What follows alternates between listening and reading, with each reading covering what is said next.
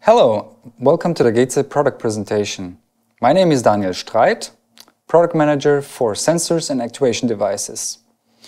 In this video, we will present you the sliding door sensors GEZE365 and GEZE341.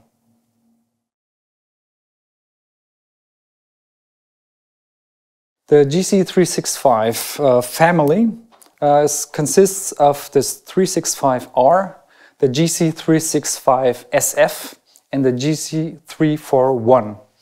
The GEZE365R is a combination detector for standard sliding doors. R stands for relay, while the SF sensor is a tested sensor, self-testing sensor, which uses a frequency to communicate with the door operator. Therefore, due to this communication, we can always see if the sensor is alive or not. Additionally, the radar tests itself regularly, and in case the radar does not work properly, it sends a signal to the door operator and the door opens automatically. This is very important for doors in escape routes. And the GEZE341 is a simple active infrared light curtain that can be used for the secondary closing edges on the sides, or that you can use it for the main closing edge in case you want to activate the door via a push button, a switch, or whatever. All have in common that we have a maximum mounting height of 3,500 millimeters.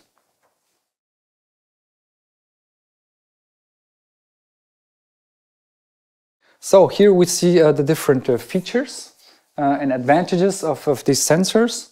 During the presentation, I will present them step by step. So this is only a summary for you to check at a later stage.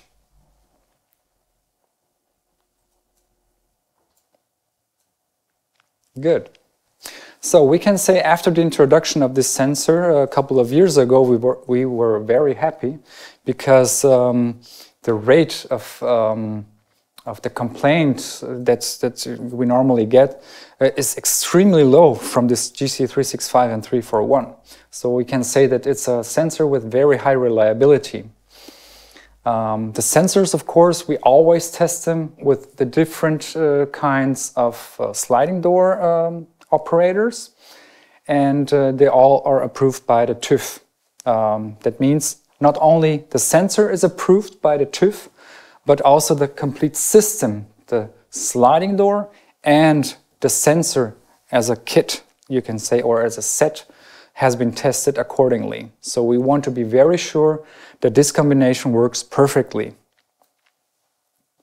In comparison to other products, we can say that we have here also a larger detection field when it comes to the detection field on the floor.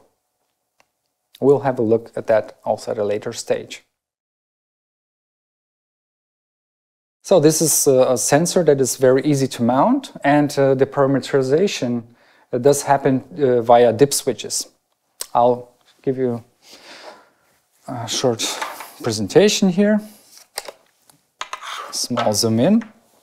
So you see that we have here an operating manual basically, which is already integrated into the sensor. It comes with it. And here you can see the dip switches for the adjustments of individual settings. The sensors come with a multi-function tool. And with this tool you can change the angle tilt of the radar. Let me open this for you so you can see this. This is the radar. And here you can see that it tilts accordingly. At the same time, you can tilt also the angle of the active infrared curtain. That means with this one, you can also turn around. Let's see if we can show this in the camera. See a slight movement, right? And you can also change the sensitivity of the radar. So via this button here, a switch here, potentiometer. Good. Additionally, we can skip. Thank you. From the radar characteristics, as mentioned, we can have a tilting possibility. We can change the sensitivity of the radar itself. That means we can change the size of the radar detection area.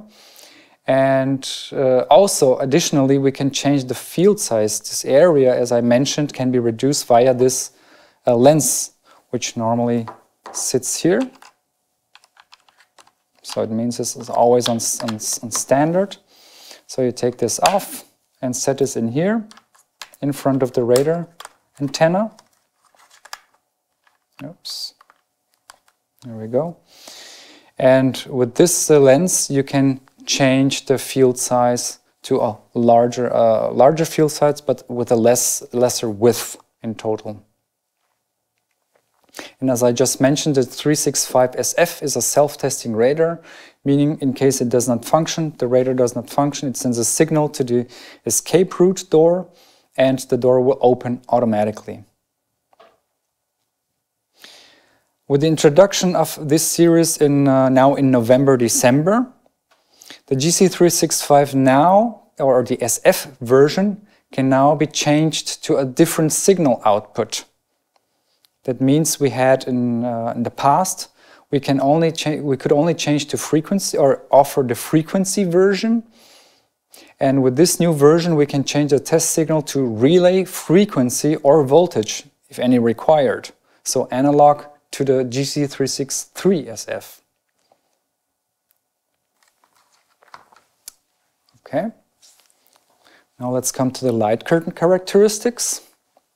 As I explained before, the tilt angle can be done with GEZE adjustment here, and you can also change the light curtain configurations with the same tool and with these two areas here. So I will try to show it on the camera, that we can open and close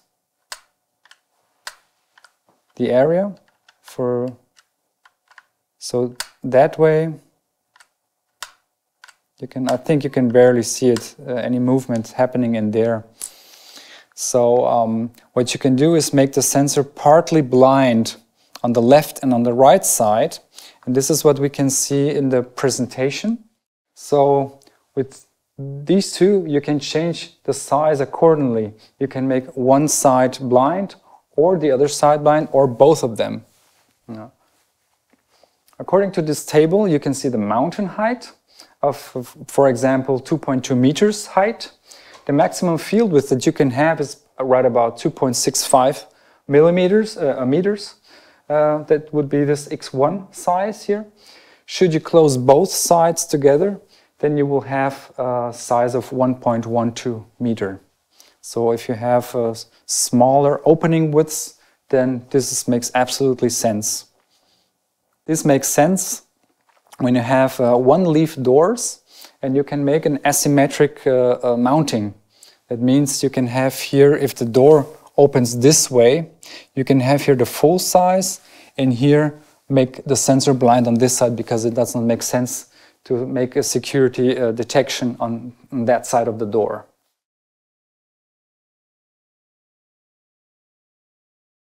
Also, the light curtain has 3 rows. So in standard, 2 rows are active. The third one you have to optionally activate it if it was required. It's kind of more of a comfort row that we're talking about. So the 3 rows, you can see them here. On this side, the first row looks through the door. The second door is the first one after the door frame. And this is the most important one, because with this you have to see that the test body is recognized at this place, at this position. And the third one, the last one, is the comfort one that you have in all combined sensors. The first one, which is called A, this is the look back, it's kind of a look back function. That means the door opens, only then the third curtain is activated, looks through the door, you could say, through the door opening, and detects if someone is in there. If there is no one in under the door, this first curtain will turn off and the door can close back again. We have here at the front, we have the LEDs, and the LEDs give back a status of the sensor. So you can say the sensor is detecting someone with a radar, detecting someone in the first frame, in the second curtain, in the third curtain, and when it's idle, or when you have any errors or saturation problems. We have made a small movie where we want to demonstrate this LED feedback.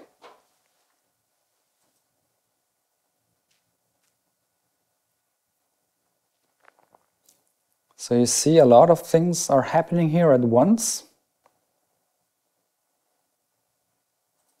This was very fast, so therefore we'll make now a slow motion video and take a look at the upper left, where you can see the LED blinking. So you see green being idle, orange is the activation, red permanent is the first curtain, red flashing is the second curtain, blue is the third curtain, the look-back curtain, and green goes back to green when the sensor is ready to detect again. The mounting is like we know it from all combined sensors. You can mount it on the door, on the hood of the door operator, or at the back side, like we can demonstrate on image A. Or you can also use the ceiling bracket or the ceiling adapter. So the ceiling bracket, let's take a look at that. I'll just put back this on the sensor. Well, then the mounting takes place with the cable comes here from the top. Let's see if we can show it here. The cable coming from the top. You mount the sensor to the screws, and then you simply put the hood of the sensor on top. That's basically it.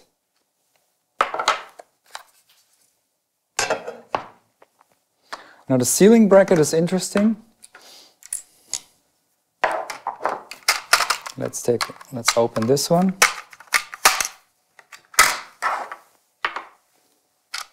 Remove this. The cable comes from the top. The sensor is set in this bracket here.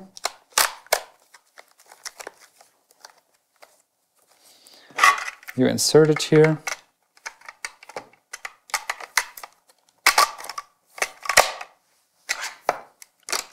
And put that back the hood on the top.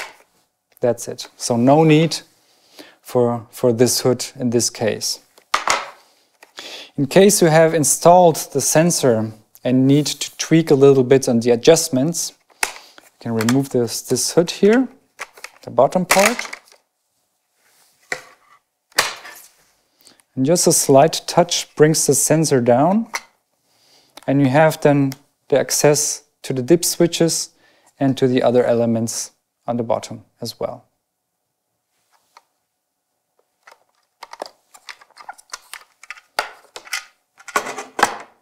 Okay, so here we see the ceiling bracket, the ceiling adapter, as just shown. And now we'll go to the weather hood. I'll show you it back on the front here. This can be also tilted accordingly to have access to the sensor. Sensor is mounted again, as it should, through the screws. You put a cover on top and then close it. And that's basically it. On the left side you see a small graphic where we can say on the top goes the price, here are the features and the positioning of the combined detectors GC363 and GC365, the curtains 339 and 341 in comparison. So you see there's a small difference in price, a small difference in price, making these sensors very attractive. And at the same time you can also see that a higher price means more features. And the features are mentioned here on the right side on this table. While the GEZE 363 and 339 have integrated matrix display, you can make a lot of things with it, of course. You can make visual adjustments, you can see the diagnosis information via the display. You can use the infrared receiver for remote control purposes, so you can adjust everything via the remote control. And these are things that the GEZE 365 and 341 do not have. And the nice thing is that concerning the dip switches, you have them right in front of you. So it's kind of a philosophy change. Either you like to make a lot of adjustments via menus on the GEZE 363 or via remote control, or on the other side you have here to complete the visual of the or access to the front with the dip switches. And if you know the sensor after a while, after installing several of these sensors, you know which dip switches are to be set, and then you're very fast with the adjustments. So this can be seen having options. Yes, it's good, but a little bit cumbersome. On the other side, you have the dip switches and very easy to set. A nice thing of these sensors, GEZE 363 and 339, is that they have 4 visual spots at the bottom. So, and these help you to orientate, okay, how far am I with the first light curtain against the door? These sensors here, 365, 341, do not have this feature, but instead you have the possibility of using service mode. So when the sensor is installed, you press on the service button or on the function switch, and it goes into service mode. When it's in service mode, you use the multifunction tool and change the setting, the angle of the infrared curtain. And at a certain point, the LED will give you a feedback when is the right position when the curtain is seeing the door. From that point on, you just turn 2 degrees back, and then you're fine. The sensor is correctly installed or adjusted. So this is also a new feature that was introduced with the sensors being delivered now in autumn and November.